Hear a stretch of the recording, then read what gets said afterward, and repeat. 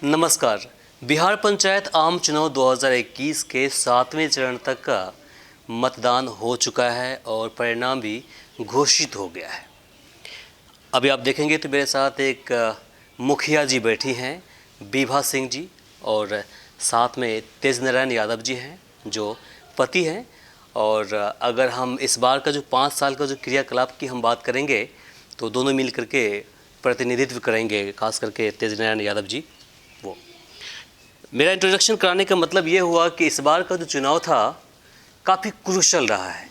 ये हर वर्ग के लोगों के लिए, खास करके उम्मीदवारों के लिए, वो परख नहीं पाए कि इस बार जो मत किन के फेवर में जाने वाला है, क्योंकि जिस तरह से वो समीकरण लगातार पिछले कई एक सालों से बनाते आ रहे थे, इस बार उनका समीकरण चकनाचूर हो गया है। और सभी रेशियो को आप बाहर निकालेंगे तो आपको पता चलेगा कि इस बार जो पंचायत चुनाव हुआ है उसमें कहीं न कहीं जो प्रैक्टिशनर थे, जो गांव के अंदर जो डॉक्टर होते हैं वो थे, उन्होंने बाजी मारी है।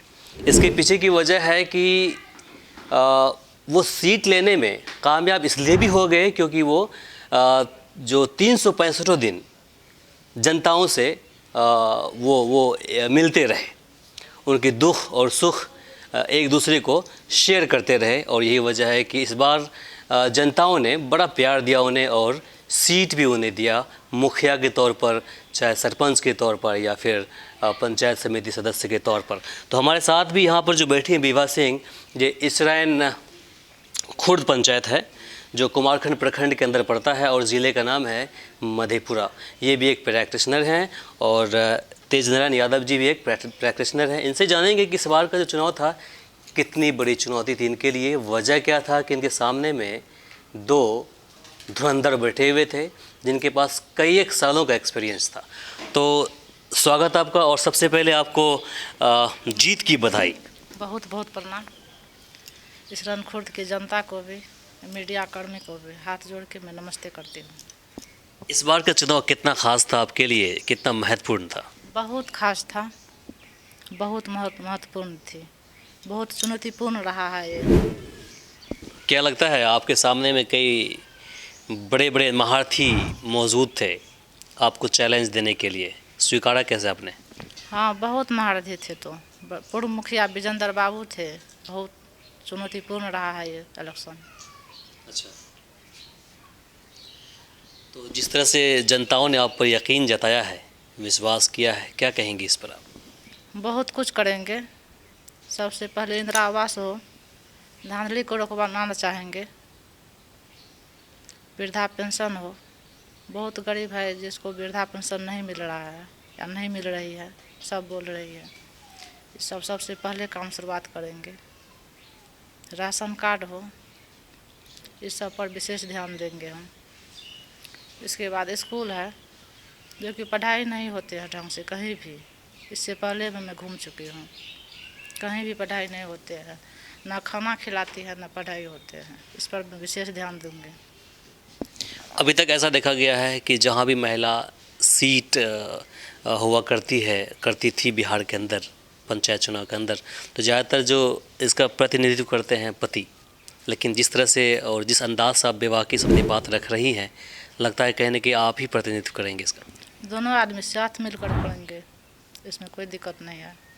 जहाँ तक संभव होंगे हम खुद भी करेंगे और मेरे पति तो है ही।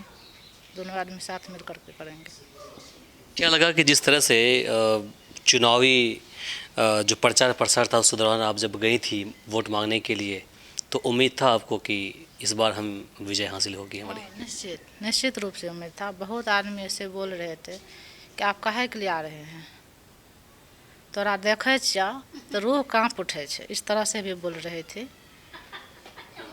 निश्चित पहले उम्मीद थे हम निश्चित जीतेंगे। क्या लगता है कि इस बार पैसे और जाति और धर्म के नाम पर भी वोट मिला है? नहीं, पैसे और जाति के वोट नहीं मिला है। जाति तो बहुत बढ़ चुका था इससे पहले भी। जाति सब एक जाति हो गए थे वोट के दौरान। 1455 वोट जाति मैंने नहीं रखते हैं यहाँ पर।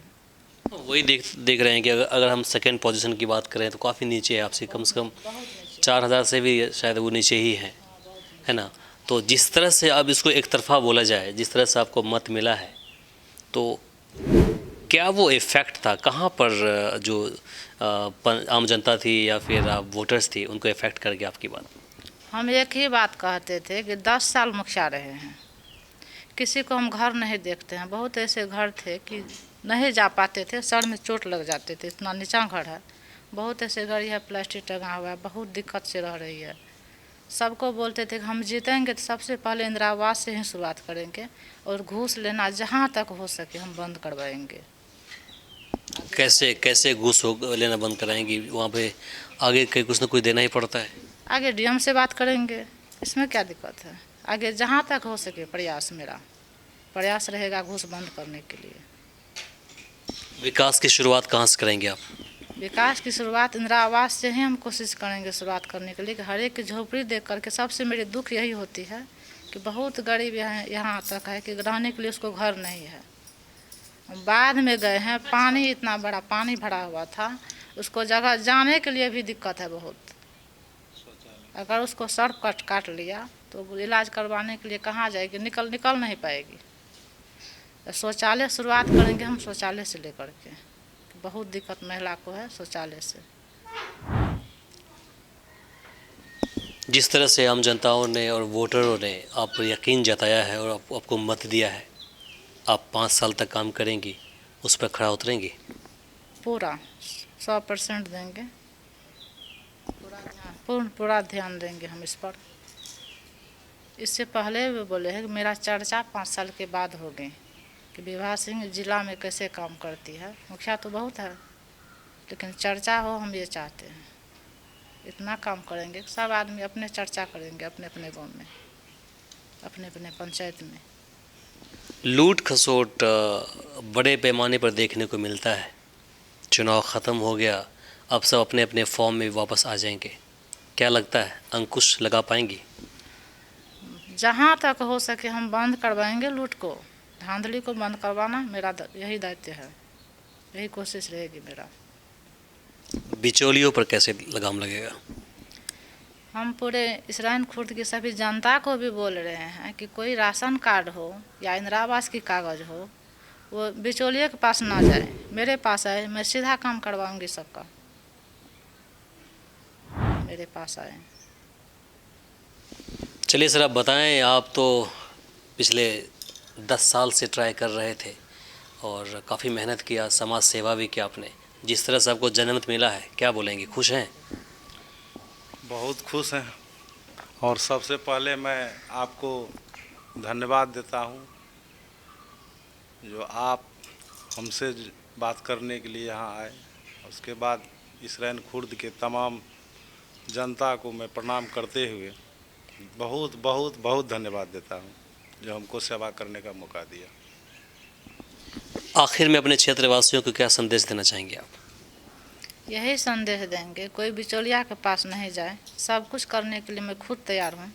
आप बनाए हैं इसीलिए विश्वास के साथ, वो विश्वास में मैं खड़ी उतरूँगी।